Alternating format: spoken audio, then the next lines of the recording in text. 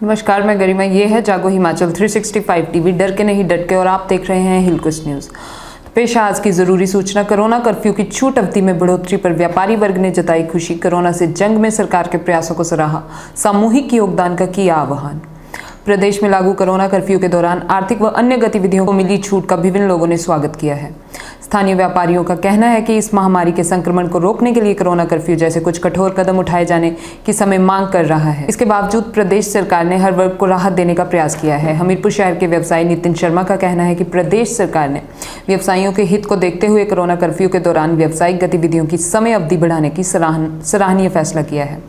इसके लिए वे समस्त व्यापारी वर्ग की ओर से प्रदेश सरकार व मुख्यमंत्री जयराम ठाकुर का आभार जताते हैं। उन्होंने आशा व्यक्त करते हुए कहा है कि सरकार भविष्य में भी व्यापारी वर्ग की समस्याओं एवं कोरोना की अन्य चुनौतियों को देखते हुए उनके हित में अच्छे फैसले लेगी।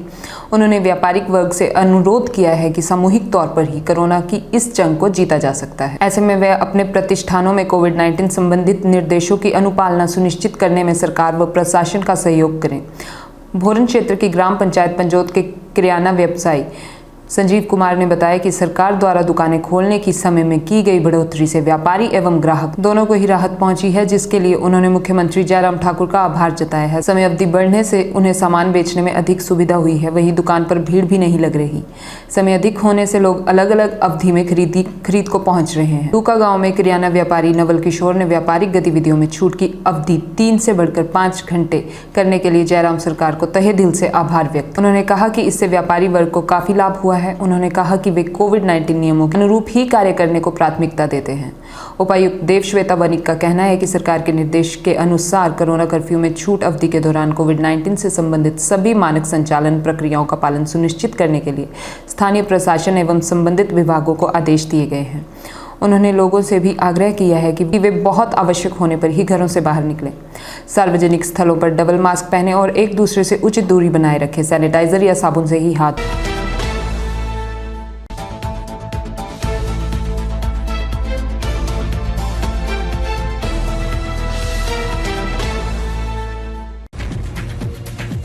नमस्कार, मैं मोनिका राणा। ये है जागो हिमाचल 365 डर के नहीं डट के, और आप देख रहे हैं हिलकुश न्यूज़ चैनल।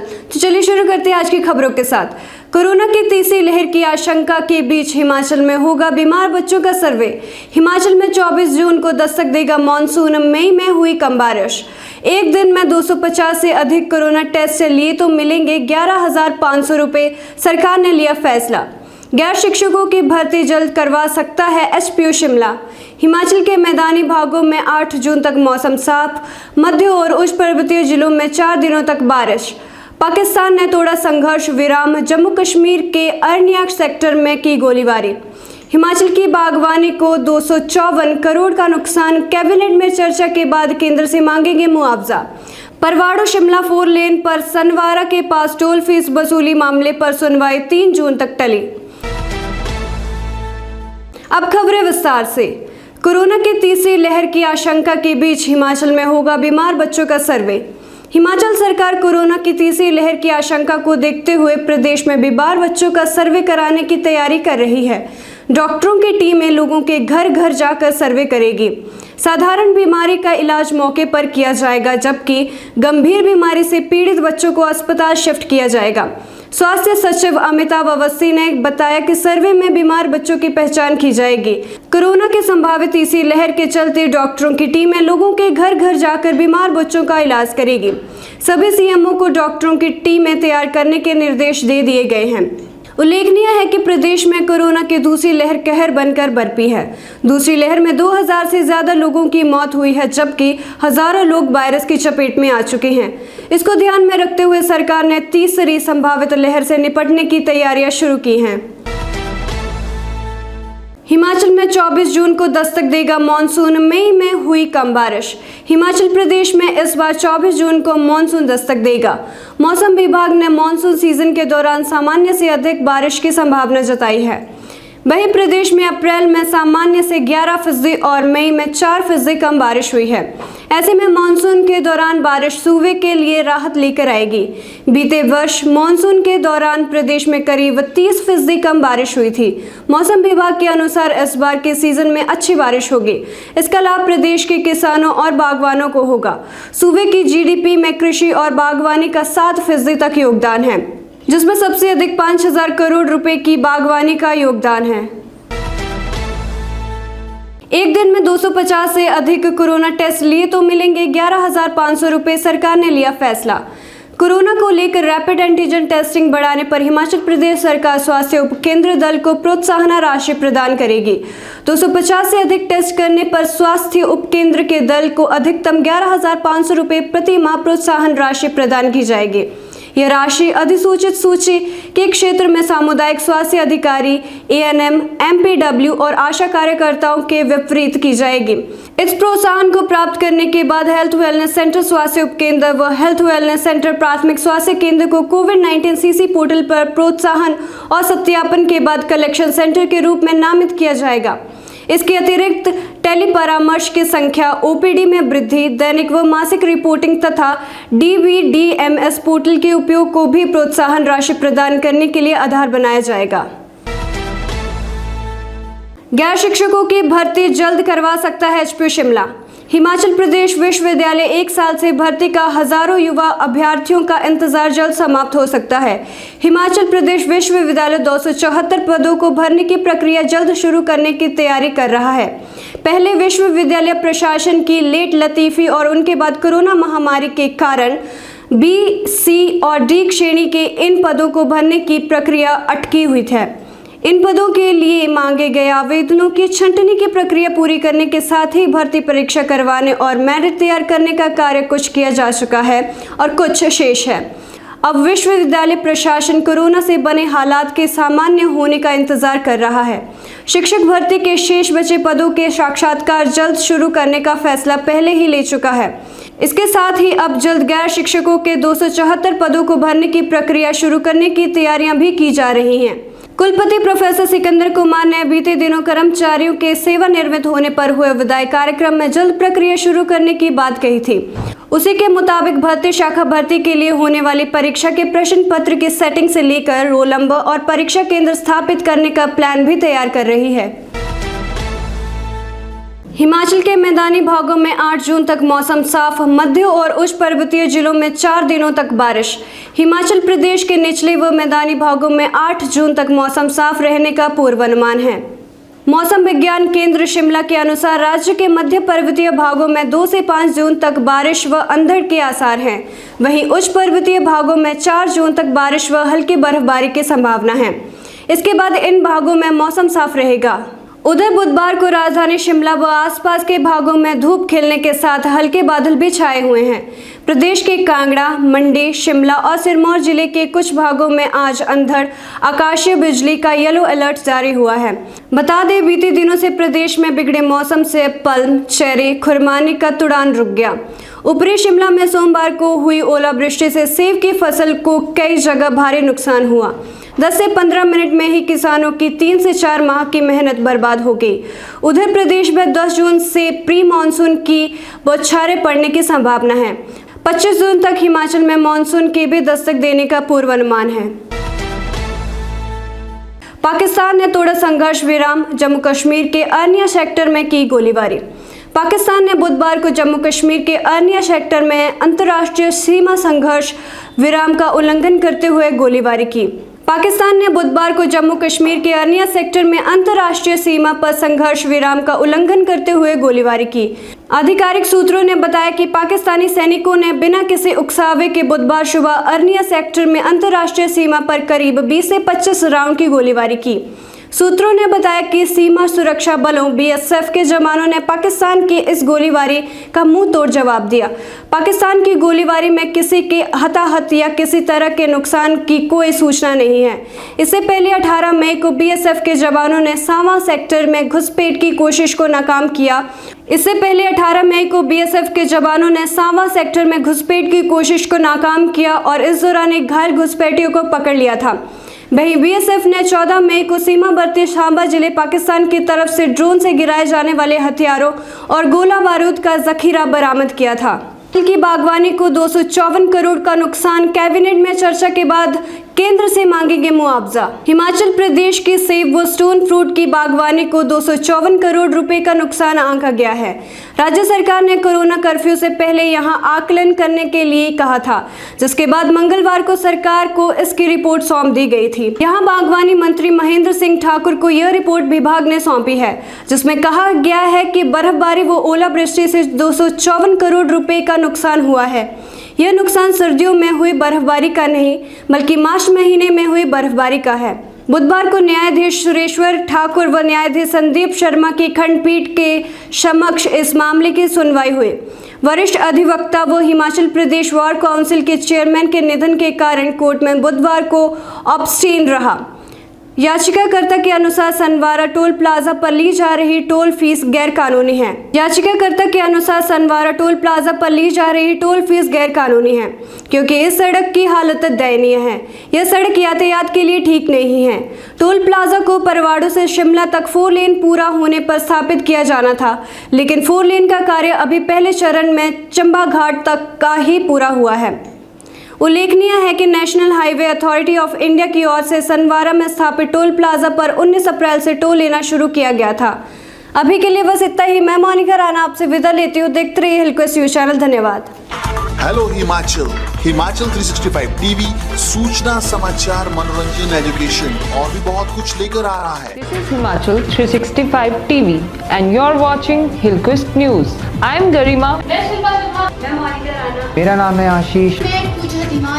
ये है हिमाचल 365 टीवी और आप देख रहे हैं हिलक्विस्ट टीवी न्यूज। हम जल्द आ रहे हैं पूरे हिमाचल की ताजा तरीन खबरों के साथ। हर तरह के समाचारों के लिए देखिए हिमाचल 365 टीवी और जुड़े रहिए हिलक्विस्ट न्यूज के साथ।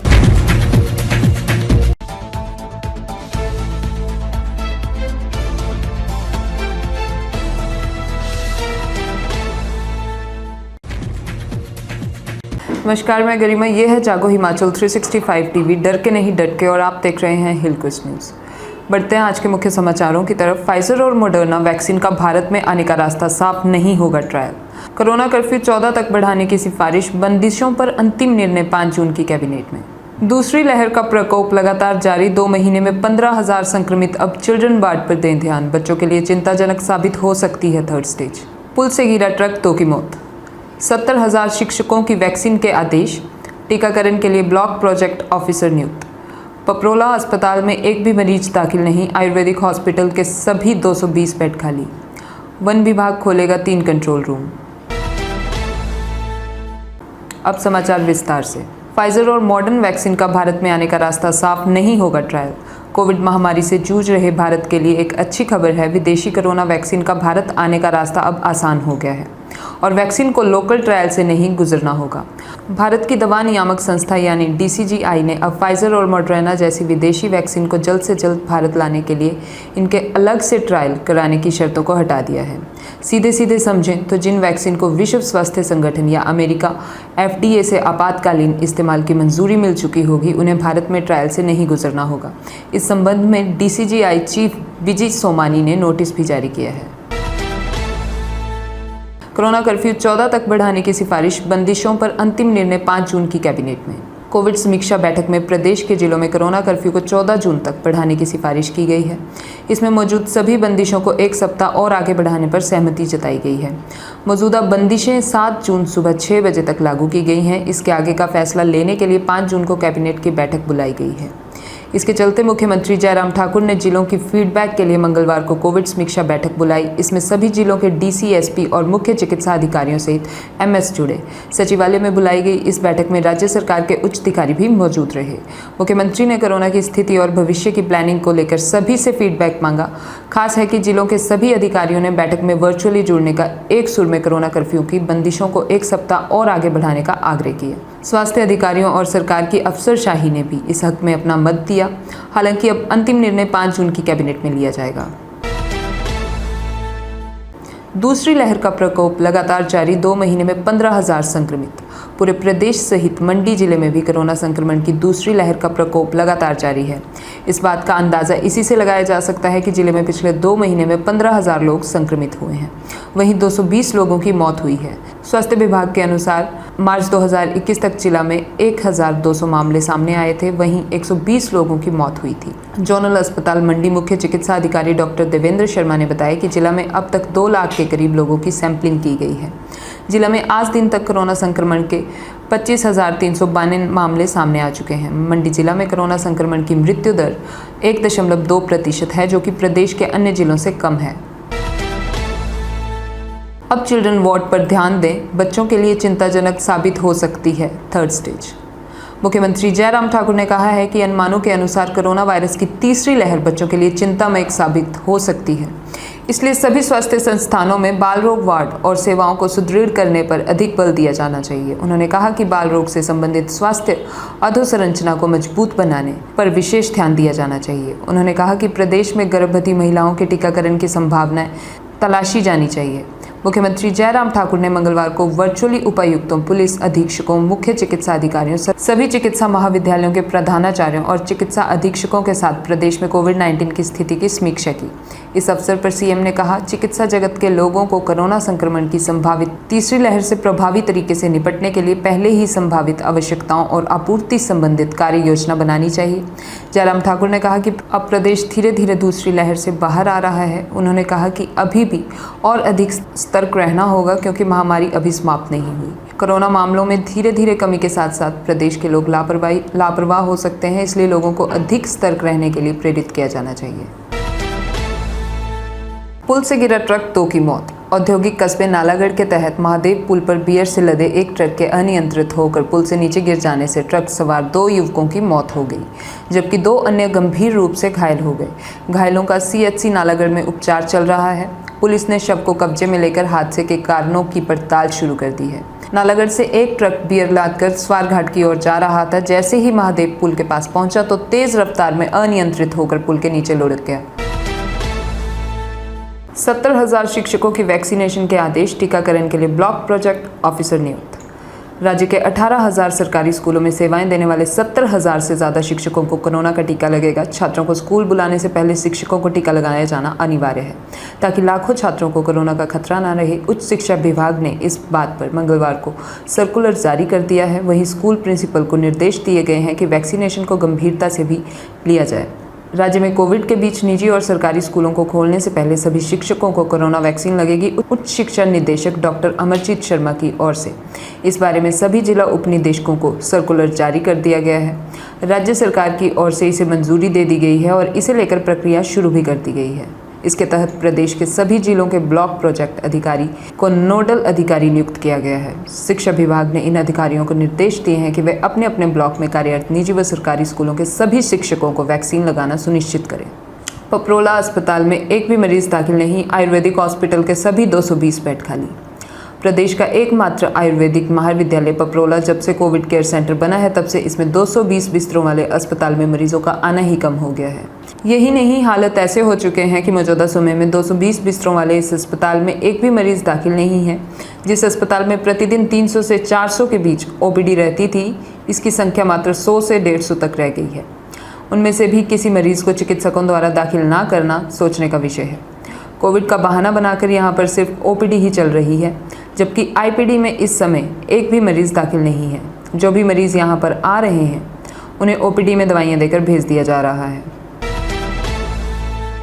हिमाचल की बागवानी को 254 करोड़ का नुकसान, कैबिनेट में चर्चा के बाद केंद्र मानेंगे मुआवजा।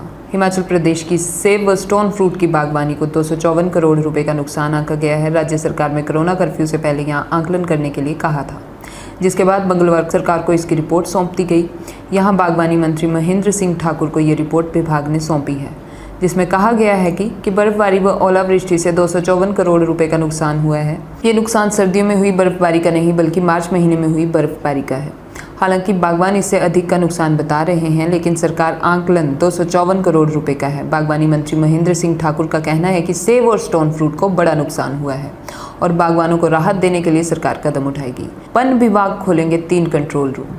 वन विभाग की विभागीय गतिविधियों को बढ़ाने तथा कार्यों पर निगरानी रखने के लिए विभाग के सूचना तंत्र को और अधिक सुरक्षित बनाया जाएगा। वनों में होने वाली विभिन्न गतिविधियों पर निगरानी रखने के लिए प्रथम चरण में शिमला, धर्मशाला तथा मंडी में 3 नए IT कंट्रोल रूम खोले जाएंगे तथा चरणबद्ध तरीके से अन्य जिलों में भी ऐसे IT कंट्रोल रूम स्थापित करने के प्रयास किए जाएंगे। ये बात वन युवा सेवाएं एवं खेल मंत्री राकेश पठानिया ने मंगलवार को नूरपुर से वर्चुअल माध्यम से वन विभाग उच्च अधिकारियों के साथ राज्य स्तरीय बैठक के दौरान कही। बैठक के उपरांत उन्होंने बताया कि विभागीय स्टाफ को चरणबद्ध तरीके से IT मैनेजमेंट की ट्रेनिंग प्रदान की जाएगी ताकि उन्हें विभागीय कार्यों को आधुनिक तरीके से चलाने में मदद मिल सके। राकेश पठानिया ने बताया कि वन विभाग द्वारा अपनी एक अलग ऐप तैयार की जा रही है जिसके द्वारा फील्ड में तैनात विभागीय स्टाफ को GPS के माध्यम से जोड़ा जाएगा। धन्यवाद और जुड़े रहिए हिलक्विस्ट न्यूज़ के साथ। हेलो हिमाचल, हिमाचल 365 टीवी सूचना, समाचार, मनोरंजन, एजुकेशन और भी बहुत कुछ लेकर आ रहा है। This is Himachal 365 TV and you're watching Hillquist News. I am Garima. मेरा नाम है आशीष। ये है हिमाचल 365 टीवी और आप देख रहे हैं हिलक्विस्ट टीवी न्यूज। हम जल्द आ रहे हैं पूरे हिमाचल की ताजा तरीन खबरों के साथ। हर तरह के समाचारों के लिए देखिए हिमाचल 365 टीवी और जुड़े रहिए हिलक्विस्ट न्यूज के साथ।